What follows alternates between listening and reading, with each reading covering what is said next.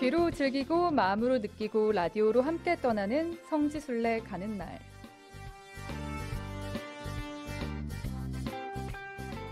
성지순례, 마음은 있지만 쉽게 나서기 힘드셨나요?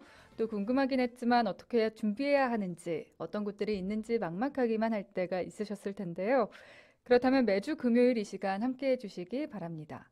성지순례 가는 날 코너를 페이스북과 유튜브, 또 CPBC 빵 앱을 통해서 화면으로도 함께 하실 수 있고요.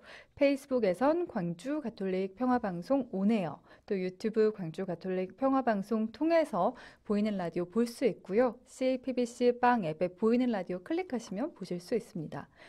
어디서 또 어떻게 함께하고 계신지 여러분의 이야기들 신청곡과 함께 보내주세요. 100원의 정보 이용료가 있는 문자 샵 5005번 문자창 활짝 열려 있고요.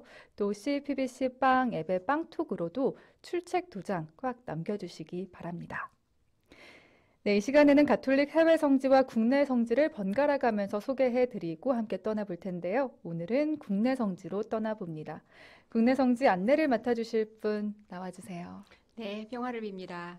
평신도의 눈높이에서 친근하고 소박하게 여러분과 국내 성지 이야기를 함께 나눌 비아동 본당 조명순 글라라입니다. 네, 자매님 잘 지내셨어요? 네, 잘 지내고 있습니다. 네. 그런데 여러 가지로 걱정이 많은 시기를 보내고 네, 있죠. 요즘 다 비슷한 것 같습니다. 네. 코로나19 감염병 예방을 위해서 요즘은 또 사회적 거리 두기가 필요한 또 시기인데요. 네. 자칫 마음까지 거리가 생기는 일은 없었으면 좋겠습니다. 오늘 라디오로 떠나는 순례여정 함께 하시면서요. 박해 속에서도 마음을 굳건히 했던 신앙 선조들을 묵상하면서 우리의 마음도 함께 다잡아보고 코로나19도 함께 이겨냈으면 좋겠습니다. 네, 사회적 거리두기를 하고는 있지만 마음은 멀어져서는 안 된다는 점 다시 한번 기억해 보면서요. 우리 애청자 여러분들의 이야기도 오늘 많이 보내주세요. 4978님도 성지순례 가는 날 보이는 라디오로도 함께합니다. 문자 주셨는데요. 애청자 여러분들의 이야기 100원의 정보 이용료가 있는 문자 샵 5005번 문자창 통해서 혹은 CPBC 빵 앱의 빵톡 통해서 기다리고 있겠습니다. 자, 그럼 이제 본격적으로 국내 성지 순례 여정 시작해 보겠습니다. 지난 시간부터 교황청이 승인한 천주교 서울 순례길 걸어서 함께하고 있는데요.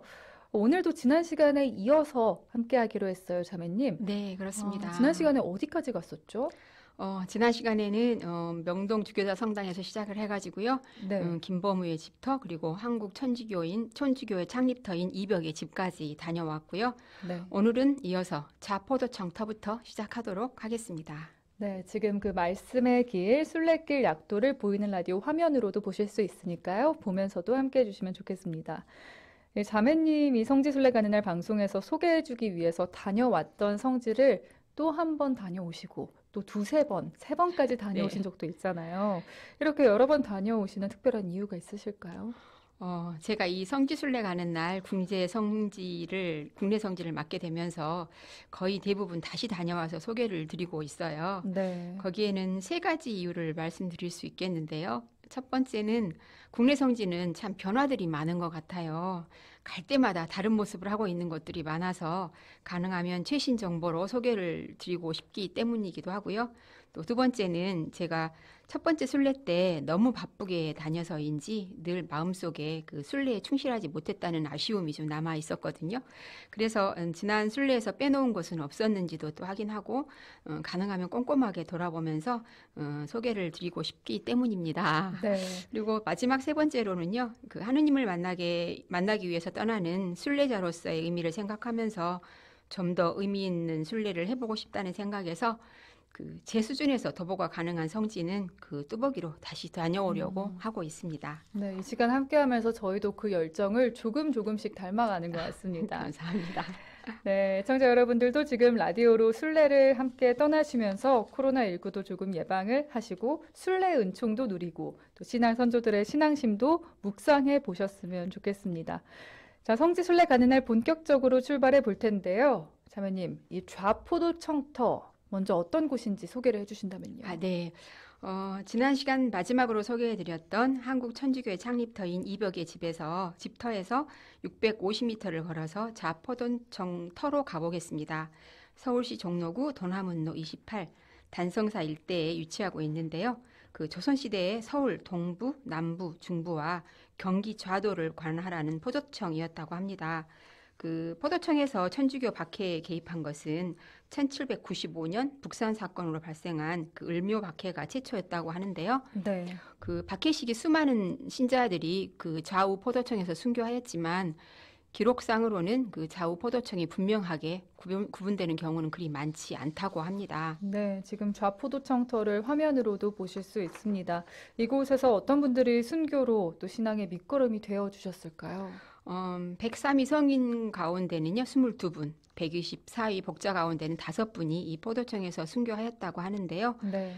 기록상 명확하게 자포도청에서 순교한 성인으로는 그 최경환 프란치스코, 유대철 베드로, 그리고 민극가 스테파노, 허임 바오로, 남경문 베드로, 임치백 요셉 성인이 있고요. 그리고 복제 가운데에는 1795년 을묘 박해 때 그 윤유일 바오로, 지황 사바, 최인길 마티아가 자포도청으로 끌려와서 혹독한 매를 맞고 순교했다고 합니다. 네. 그리고 기해 박해 103위 성인 가운데서도요. 70명이 포도청에서 온갖 문초와 형벌을 받았는데 대표적으로 볼 수 있는 순교자로는 정하상 바오로, 앵베르 범 라우렌시오 주교, 그리고 모방 나 베드로 신부, 사스탕 정 야고보 신부가 형장으로 끌려가기 전에 마지막까지 이곳에서 신앙을 증언하였다고 합니다. 우리가 찾아간 그 좌포도청 터에는 조선 때 정선방에 있던 죄인을 다스리는 관청터라고 쓰인 표석과 천주교 신자 순교터라는 표석만이 박해 당시의 아픔을 말해주고 있었습니다. 네. 자, 이제 좌포도청터에서 550m를 걸으면요. 한국 천주교 최대 신앙 증거터이자 순교터를 기념하는 종로성지 성당이 나옵니다. 이동을 해볼까요? 네, 종로 성지 성당은요, 자포도청터에서 그리 멀지 않은 그 종로구 동순리길에 있습니다. 그 새로 개정된 성지 순례 책자에 그 추가된 곳이 좀 많은데요. 특히 서울대교구에 추가된 성지가 좀 많습니다. 네. 그 대부분이 이 포도청과 옥터들인데요. 1코스 말씀의 길에는 여기 지금 자포도청터 하나만 있었지만 이 코스 생명의 길에서는 그 주로 포도청 순례길이거든요. 그래서 종로성당은 그 서울의 중요한 순교터이자 최대의 신앙 증거터였던 좌우 포도청과 의금부, 형조, 그리고 전옥소 등의 관아들이 있던 것을 관할하는 성당이기 때문에 2013년 2월에 포도청 순례지 성당으로 승인이 되었다고 합니다. 네. 이곳 종로성당 안에 순례객들이 놓치지 말아야 할, 꼭 방문해야 할 장소가 있죠, 자매님. 네, 그렇습니다. 그 종로성당 내에는요, 좌우 포도청에서 일어난 한국 천주교의 그 역사적인 사건과 의미를 일깨우고 또 선조들의 신앙 모범을 따르기 위해서 설치한 포도청 순교자 현양관이 있는데요. 아담하게 꾸며진 현양관에는 포도청에서 순교한 순교자들에 관한 기록물들뿐만 아니라 포도청에서 신앙을 증언하다가 다른 처형지에서 순교한 증거자들에 관한 그 정보도 전시하고 있고요. 또 포도청 순례길도 안내를 해주고 있습니다. 네, 이 포도청 순교자 현양관 지금 보이는 라디오 화면으로 자세히 보실 수 있습니다. 또 자매님이 이곳에서 해설사분의 해설도 들으면서 순례를 하셨다고요. 네, 그 현양관에는 아주 친절한 해설사분이 계시더라고요. 그래서 그 해설사분의 해설을 직접 들으면서 돌아보니까 도움이 많이 되었는데요. 특히 1795년 그 을묘년에 중국인 주문모 신부를 체포하려다가 놓친 을묘 실포 사건을 계기로 전개된 그 을묘 박해에 대해서 이야기처럼 자세히 설명을 해주셔서요. 그 을묘 박해의 역사적인 의미를 잘 이해할 수 있었습니다. 그리고 또 하나 눈여겨보였던 것이 이제 그때의 형벌이었는데요. 네. 포도청에서 형벌은 사실 법으로 엄격하게 규정이 되어 있었다고 해요. 그런데 천주교 신자들에게는 그 규정에도 없는 형이 자주 적용을 했다고 합니다. 규정에도 없는 형을 네, 적용했다고요. 매우 억울한 일인데요. 네. 권장은 기본이었고 도적들에게 사용하던 치도곤과 주장질, 그리고 팔다리를 부러뜨리는 주리질도 행해졌고요. 네. 또 톱질로 살점을 떼어내고 장대에 거꾸로 잡아 맨 뒤에 등나무 줄기로 때리는 학춤도 자행됐다고 아, 합니다. 학춤, 이름과 네. 달리 너무 끔찍한 형벌이 아닌가 싶은데요. 천주교 신자들을 박해하는 데 사용됐던 고문들이 이 그림으로도 자세히 전해지고 있는데 이 보이는 라디오 화면에 표시된 오른편에 보이는 그린 형벌도이군요. 네, 그렇습니다. 좀 자세히 그려져 있잖아요. 이렇게 형벌을 받는 네, 네. 모습들이. 네, 그 현영관에 이렇게 형벌도라고 그 형벌을 받고 있는 모습이 이렇게 자세히 그림으로 그려져 있는데요. 이 형벌도는 김대건 안드레아 신부님이 그 스승인 리보아 신부에게 보낸 조선 순교사와 순교자들에 관한 보고서에 자세한 설명과 함께 직접 그려서 보냈다고 합니다. 박해 시대의 고문이 얼마나 잔혹했는지 사실 소름도 좀 돋았지만요. 박해 시대의 그 모습을 그토록 자세히 그림으로 그려서 보내신 김대건 신부님의 세밀함에도 놀라지 않을 수 없었습니다. 네, 참 마음이 아픈 시간인데요. 리델 주교의 옥중기에 쓰인 곤장에 관한 기록이 지금까지 전해져 오고 있습니다. 잠깐 그 내용을 들으면서 이 관련 내용 묵상하는 시간을 가져보겠습니다.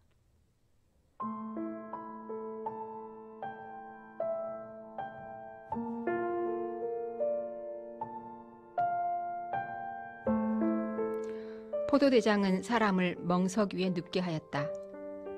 길이가 1.6m나 되는 나무판을 들고 있던 사람이 다가와서 대장의 구령에 맞추어 형구를 치켜들어 죄인을 때리고 수형자는 곤장을 맞을 때마다 비명을 질렀다.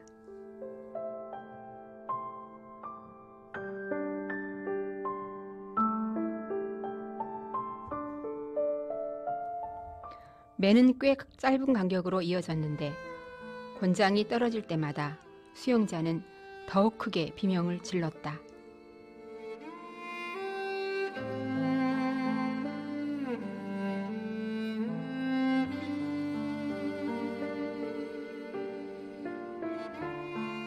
권장 10대를 맞고 살점이 심하게 묻어나가고 의식을 잃었던 이들도 보았는데 그들이 회복되기까지는 한 달이 걸렸다.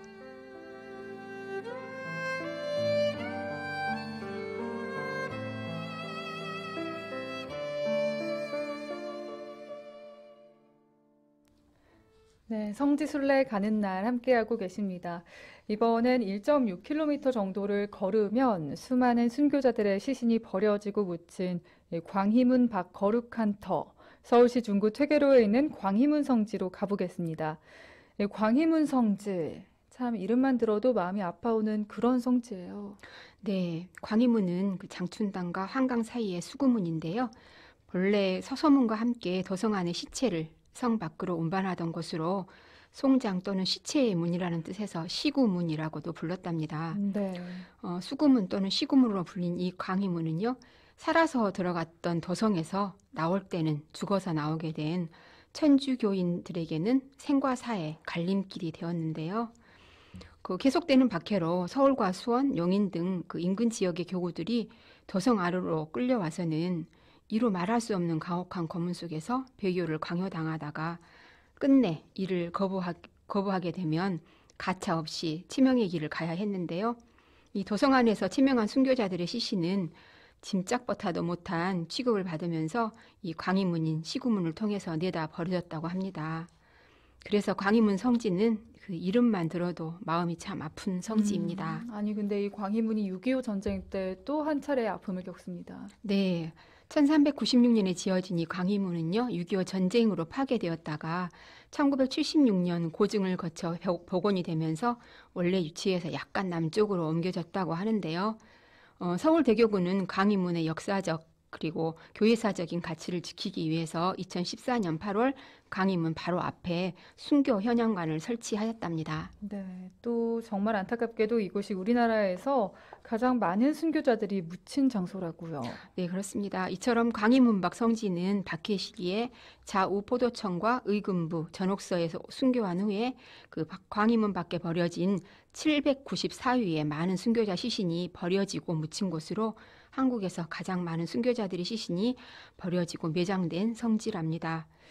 그렇지만 그 신앙적인 의미로 생각을 해보면은요, 하느님을 증거하다 죽어서 버려지게 된 광희문은 어쩌면 순교자의 영광이 빛나는 천국으로 가는 문이 아니었을까 하는 생각이 하게 되었는데요. 네. 이 794명의 순교자들 중에는 1839년 기에바케 때 순교한 이 아가다, 최경환 프란치스코, 그리고 민극가 스테파노 등 13위와 그 병호바케 때 순교한 현성문 가롤로 등 7위, 무려 20위가 성인품에 올라 계시고요. 그 또 신유바케 때 순교한 시마기아 바르바라, 김이우 바르바라 2위와 1867년에 순교한 송 베네딕토 가족 3위 등 5위가 지금 현재 복자품에 오르셨답니다. 네. 그분들 순교자들은 지금 하늘나라에 계시겠죠? 네, 그들 순교자들은 이미 하늘나라에서 기뻐하고 계시리라고 생각하고 있습니다. 네. 자, 그럼 이제 광희문 성지에 마련된 순교자 현양관을 함께 살펴볼까요? 네, 광희문 건너편으로 지상 4층 규모의 아담한 그 순교자 현양관이 있습니다. 현양관은 그 순교한 후에 광희문 밖에 버려진 794위의 순교자를 기리는 공간인데요. 미사를 드릴 수 있는 작은 경당이 마련되어 있고요. 그 김대건 안드레아 신부님의 유해가 모셔져 있는 현양관은 그 순교자들을 묵상하며 기도하기에 딱 좋을 듯한 작은 공간이었습니다. 또 그곳에는 1909년에 베네딕토 수도회에서 촬영했다는 그 광희문 인근에서 바라본 신당리 공동묘지 사진도 크게 걸려 있었습니다. 네. 특히 4층 천장을 그 원형 유리로 처리를 해서요. 그 실내와 실외를 연결시켜서 순교자 정신이 지상에서 하늘로 올라간다는 이미지를 형상화했다고 하는데요. 네. 광희문 밖에 버려지고 묻힌 거룩한 신앙 선조들의 그 순교 영성을 되살리는 지상의 카타콤바로서 더 이상 캄캄한 지하의 비통한 그 지하 무덤이 아니라 하늘에서 내려오는 따스한 은총과 축복의 햇살을 받는 참된 부활의 현장을 상징하고 있다고 합니다. 네. 보이는 라디오로도 오늘 함께 하셨고요. 이 순교자 현양관 지금 자세한 내용들이 담긴 사진을 보이는 라디오 화면으로 확인하실 수 있습니다. 자, 성지순례 가는 날 코너를 통해 라디오로 국내 성지와 해외 성지를 번갈아 가면서 저희 순례 여정 떠나보고 있습니다.